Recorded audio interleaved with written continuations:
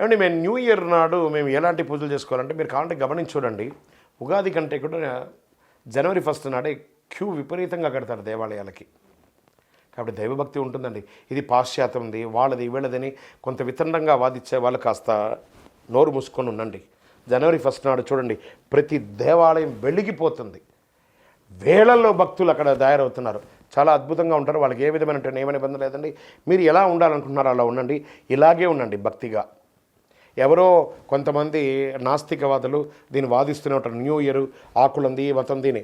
New year అంటే అది new year మొదటి రోజు. కాబట్టి అది చేయండి ప్రతి ఒక్కరికి.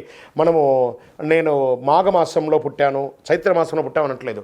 జనవరి పుట్టాను, ఫిబ్రవరి పుట్టాను, మార్చి పుట్టానని అంటున్నారు. సో ఆంగ్ల నూతన సంవత్సరమే కదా. After 12 it's a day start. 1 midnight దాటిందంటే 1 అనే కదా అంటున్నాం. పొద్దున 5ంటిని 1 అంటున్నామా. కాబట్టి మనం పాటిస్తున్నవన్నీ కూడా పాశ్చాత్యంగా పాటిస్తున్నాం.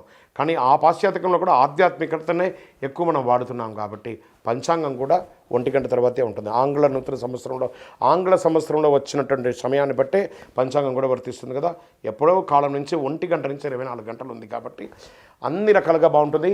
మీరు కావాలంటే చూడండి, ఉగాది రోజు మనము భక్షాలు పులిహోర చేసుకుంటూ ఇంట్లో బిజీగా ఉంటామే కానీ దేవాలయాలకి 10% కూడా వెళ్ళాం. మన ఇంట్లో పూజలు మామిడి తోరణాలు ఇందులో బిజీగా ఉంటాం. కానీ జనవరి 1 99% అందరు దేవాలయాలకు వెళ్తాం. అవునా కాదా? ఈవెన్ మీ కెమెరామెన్లు కూడా చెప్పండి, అవునా కాదా? ఇదే నిజం. జనవరి 1 నాడు గుడికి వెళ్తాం. ఉగాది రోజు పండగ మన ఇంట్లో చేసుకుంటాం.